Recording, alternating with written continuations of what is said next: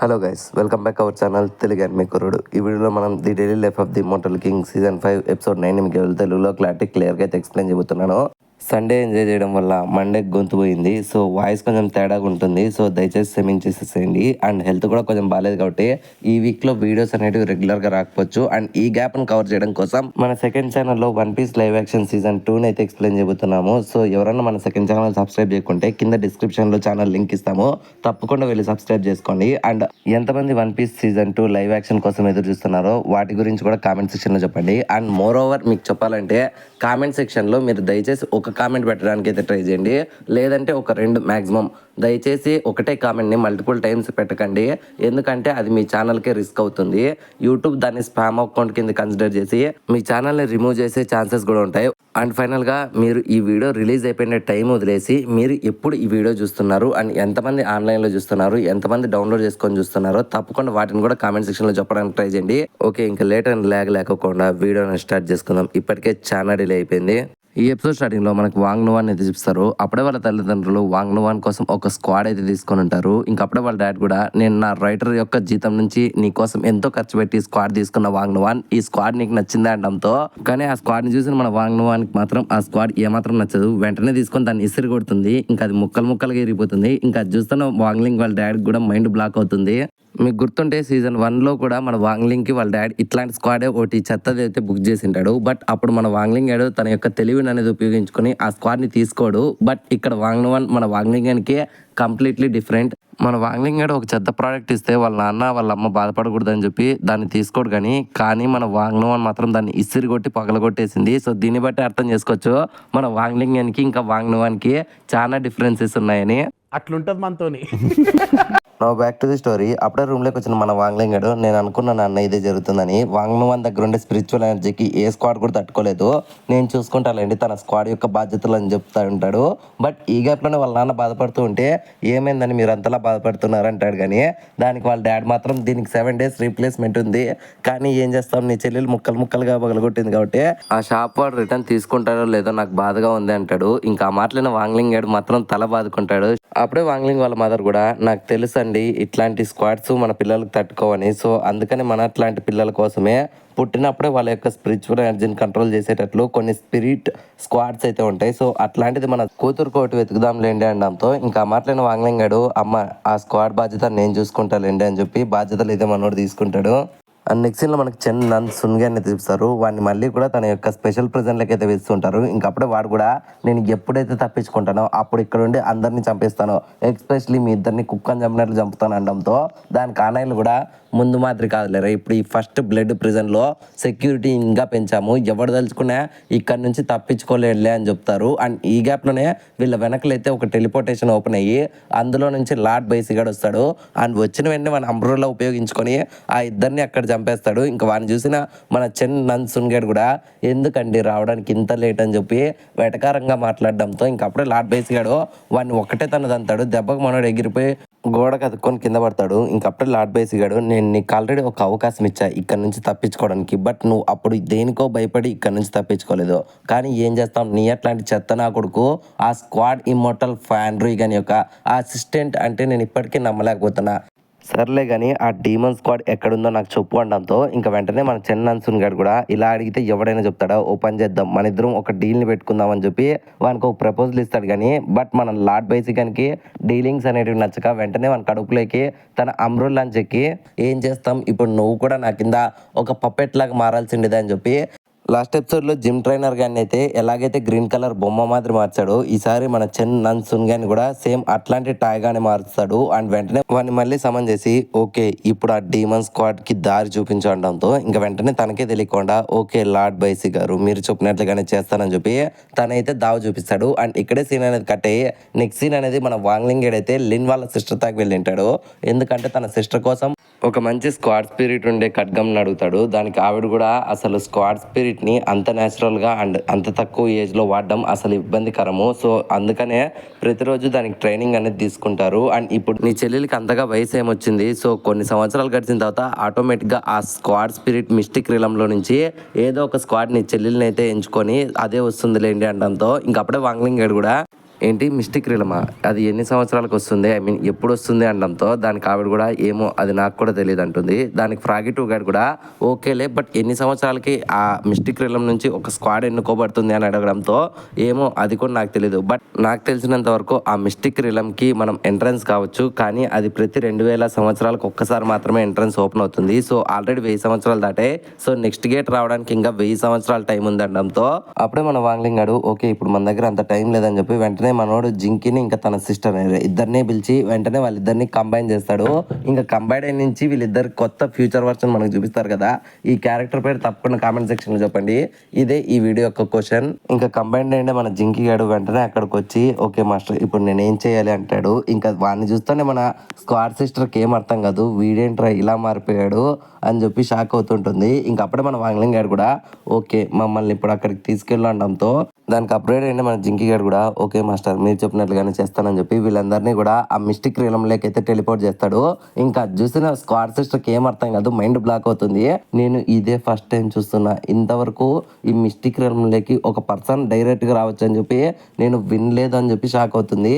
And దీనికి ప్యారల్గా వీళ్ళలాగానే ఆ lord బైసీ గాడు ఇంకా చెన్నన్ సున్ గాడు వాళ్ళిద్దరు కూడా ఆ డీమన్ స్క్వాడ్ కోసం అయితే అదే రిలంలోకి అయితే వస్తారు. ఇక్కడ మీకు డౌట్ రావచ్చు ఆ డీమన్ స్క్వాడ్ అంటే ఏందని చెప్పి. సీజన్ 2 లో మనకి డీమన్ ఎంపరర్ గాని అయితే చూపిస్తారు కదా, వాని స్క్వాడే అనమాట ఇది. అండ్ వీళ్ళు వచ్చిన వెంటనే ఆ చెన్నన్ సున్ గాడు అయితే ఆ స్క్వాడ్ ని సమన్ చేస్తాడు. ఇంకా ఆ స్క్వాడ్ ని చూసిన లార్డ్ బైసీ గాడు ఫైనల్ గా ఇన్ని సంవత్సరాల తర్వాత నేను నిన్ను చూస్తున్నాను, ఓకే ఇప్పుడు మీరంతా వెళ్ళి అందులో ఉండే ఆ స్పిరిట్ అంతటిని కూడా తిని పారేసేయండి అని చెప్పి తను ఏవైతే టాయ్స్ గా మార్చింటాడో వాళ్ళందరినీ కూడా ఆ స్క్వాడ్ మీదకి అయితే లాంచ్ చేస్తాడు. అండ్ రిటర్న్ లో ఆ స్క్వాడ్ కూడా తన మీదకి లాంచ్ అయ్యిండే ఆ టాయ్స్ అన్నిటిని కూడా డిస్ట్రాయ్ చేస్తూ ఉంటుంది. అండ్ ఎన్నిసార్లు అది రివర్స్ అటాక్ చేస్తున్నా సరే మనోళ్ళు మళ్ళీ వచ్చి దాన్ని అయితే అటాక్ చేస్తూ ఉంటాడు. ఇంకా లార్డ్ బైసీ గారు కూడా ఎందుకు నువ్వు ఇంతలా మొండి పట్టుకున్నావు, నువ్వు నా దగ్గర సురక్షితంగా ఉండొచ్చు కదా, వచ్చే స్క్వాడ్ అనడంతో ఇంకా ఆ స్క్వాడ్ కూడా కోపం వచ్చి ఒక్కసారిగా తన స్పిరిచువల్ ఎనర్జీ అంతా ఉపయోగించుకొని వాళ్ళందరినీ కూడా డిస్ట్రాయ్ చేస్తుంది. అండ్ అప్పుడే లార్డ్ బైసీ గారితో మన చెన్ నన్సున్ గారు కూడా ఓకే లార్డ్ బైసీ గారు ఇప్పుడు మీరే వెళ్ళి దాని అంతా చూడండి అనడంతో ఇంకా మనోడు తన అమ్రుల్లా తీసి ఓకే ఇప్పటికే ఎక్కువసేపు అట్లాడుకున్నావు ఇంకా నువ్వు వచ్చే అని చెప్పి ఆ స్క్వాడ్ని అయితే వెంటనే తన అమ్రుల్లా లోపలికి అయితే సమన్ చేస్తాడు. ఇంకా జైంట్ స్క్వాడ్ కూడా ఒక్కసారిగా కంప్రెస్డ్ వర్షన్ అయిపోయి ఆ అమ్రుల్లా లోపలికి అయితే అబ్జర్వ్ అయిపోతుంది. అండ్ దీనికి ప్యారల్ గానే మళ్ళీ మనకు వాంగ్లింగ్ అండ్ గ్యాంగ్ అయితే చూస్తూ ఉంటాం. మనోళ్ళు అయితే అక్కడైతే ఆ స్క్వాడ్ స్పిరిట్ కోసం అయితే వెతుకుతూ ఉంటారు. అప్పుడే సిస్టర్ స్క్వాడ్ కూడా అసలు ఎందుకని నేను లాస్ట్ టైం ఇక్కడికి వచ్చినప్పుడు ఎన్నో చిన్న స్క్వాడ్ స్పిరిట్లు ఉండేటివి, బట్ ఇక్కడ ఒక్కటి కూడా లేవని చెప్పి వీళ్ళు అనుకుంటూ ఉంటారు. అండ్ ఈ గ్యాప్లోనే ఒక భయంకరమైన స్పిరిచువల్ ఆరా వస్తుంది.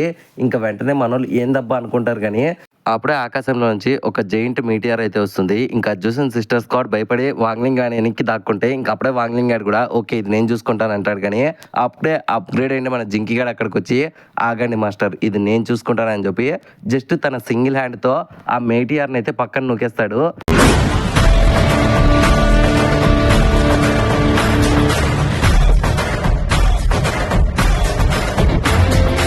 అది చూసి అందరికి మైండ్ బ్లాక్ అయితే అప్పుడే వీళ్ళ దగ్గరికి అయితే ఒక giant marvellous incredible and spiritual energy అయితే వీళ్ళకి సెన్స్ అవుతుంది. ఇంకా అప్పుడే సిస్టర్ స్క్వాడ్ భయపడి వాంగ్లింగ్ అని వెనకాల దాక్కుంటుంది. అప్పుడే ఆకాశంలోంచి ఒక జైంట్ డ్రాగన్ యొక్క స్క్వాడ్ స్పిరిట్ అయితే వస్తుంది. ఇంకా చూసిన మన వాళ్ళందరికీ మైండ్ బ్లాక్ అయితే అప్పుడే మన వాంగ్లింగ్ గాడు జింకీ గాని పట్టుకొని జస్ట్ వాడిని గింగిరాలు తిప్పి ఆ డ్రాగన్ స్పిరిట్ మీదకి అయితే లాంచ్ చేస్తాడు. ఇంకా వెంటనే మన జింకీ గడు వెళ్ళి దాన్ని ఒక్కటే గుద్దుతాడు. దెబ్బకి ఆ డ్రాగన్ యొక్క కొమ్ము ఇరిగిపోతుంది. ఇంకా చూసిన మన సిస్టర్ స్క్వాడ్ అరే ఇక్కడేందిరా ఇంత వింతలు జరుగుతున్నాయి అండ్ నువ్వు ఎందుకని భయపడడం లేదు కుక్క అనడంతో దాన్ని మన ఫ్రాగి టూ కూడా ఇది నీకు ఫస్ట్ టైం కాబట్టి నువ్వు షాక్ అయ్యావు, బట్ ఇది నాకు అలవాటు అయిపోయిందిలే, ఇన్ఫాక్ట్ ఈ డేంజర్ నా కొడుకులతో ఉంటే ఇట్లాంటి సినారియోస్ ఎప్పుడూ రిపీట్ అవుతూ ఉంటాయిలే అని చెప్తాడు.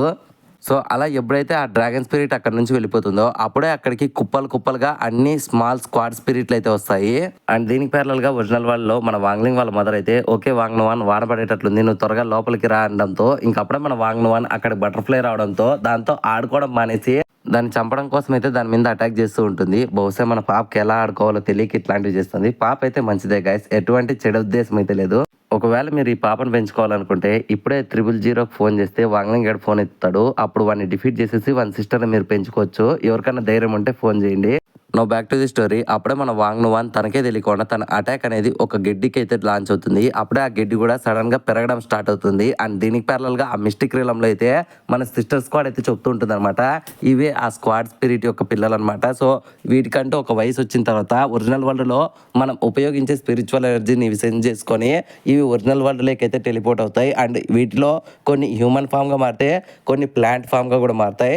ఎప్పుడైతే ఈ స్పిరిట్స్ అనేటివి ఒరిజినల్ వరల్డ్లో న్యాచురల్గా బ్యాలెన్స్ అవుతాయో అప్పుడే వీటికి హ్యూమన్ ఫామ్ అయితే వస్తుంది. సో అప్పుడు మనం ఉపయోగించుకోవచ్చు అని చెప్తుంది.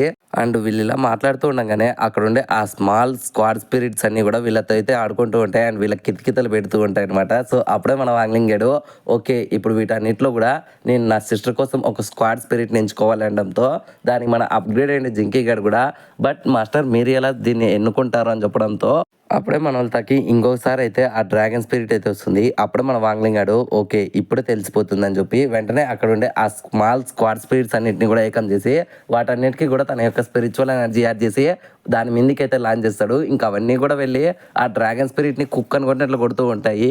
ఇలా అవన్నీ ఆ డ్రాగన్ స్పిరిట్ ని ఫైట్ చేస్తూ ఉండగా అప్పుడే కింద ఉండే ఒక స్క్వాడ్ స్పిరిట్ మాత్రం తన బాడీని స్ట్రెచ్ చేసుకుంటా ఓకే దీన్ని నేను ఒకటినే చూసుకుంటాను అన్నట్లు తన బాడీని స్ట్రెచ్ చేసి ఒక్కసారిగా గాల్లోకి ఎగిరి ఆ ఒక్కతే ఆ డ్రాగన్ స్పిరిట్ ని కుక్ అని కొట్టినట్లు కొడుతుంది.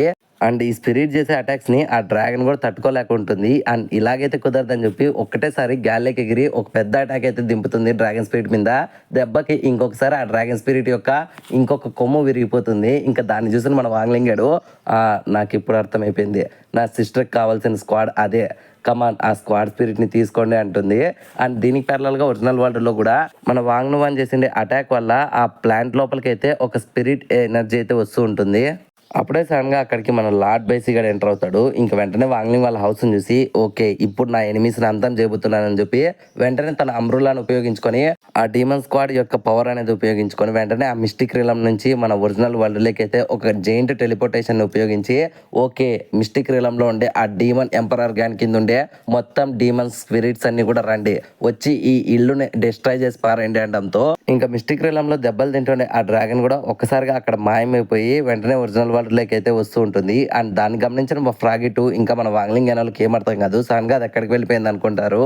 అండ్ దీనికి ప్యారలల్ గా ఒరిజినల్ వరల్డ్ లోకి ఆ డీమన్ స్పిరిట్ యొక్క డ్రాగన్ స్పిరిట్ వస్తుంది. ఇంకా దాన్ని చూసిన లార్డ్ బైసి గారు మైండ్ బ్లాక్ అవుతుంది. దాని ఒంటి నిండా గాయాలు ఉంటాయి. అసలు ఇదేలా సాధ్యం, దీన్ని ఎవర్రా ఇంత దారుణంగా కొట్టారు, అసలు ఇక్కడ ఏం జరుగుతుందిరా, అయినా ఏం పర్లేదులే నీకుండే పవర్ చాలు వీళ్ళని చంపేయడానికి, కమాన్ త్వరగా వెళ్ళి దాన్ని చంపేసేయి అంటాడు. భయపడాల్సినది పోయి దాన్ని ఏంది పట్టించుకోండా యా ఇది ఏం చేస్తుందిలే అన్నట్లు ఒక లుక్ అయితే ఇస్తుంది. ఈ గ్యాప్ లో మన వాంగ్లింగ్ గడు ఆ మిస్టిక్ రీలంలో ఆ చిన్న స్క్వాడ్ స్పిరిట్ ని ముట్టుకొని ఓకే నువ్వు నా సిస్టర్ యొక్క స్క్వాడ్ స్పిరిట్ గా ఉంటావా అనడంతో దానికి ఆ స్పిరిట్ కూడా ఓకే డెఫినెట్లీ అని చెప్పి తల ఊపుతుంది. ఇంకా అప్పుడే ఫ్రాగిటో గ్యాడ్ కూడా అసలు ఇంత చిన్నగా ఉండేది మన సిస్టర్ని ఎలా కాపాడుతుంది అనడంతో ఇంకా వెంటనే ఆ స్పిరిట్ గాడు ఎగిరి ఫ్రాగిట్ ఉంది అంటాడు. దెబ్బకి ఫ్రాగిట్ ఎగిరిపోతుంది. ఇంకా అప్పుడే వాంగ్లింగ్ గాడు చూసి ఓకే ఇప్పటి నుంచి నువ్వే నా సిస్టర్ యొక్క స్క్వాడ్ స్పిరిట్ వి నీకు ఓకేనా అనడంతో దానికి వాడు కూడా ఓకే అంటాడు.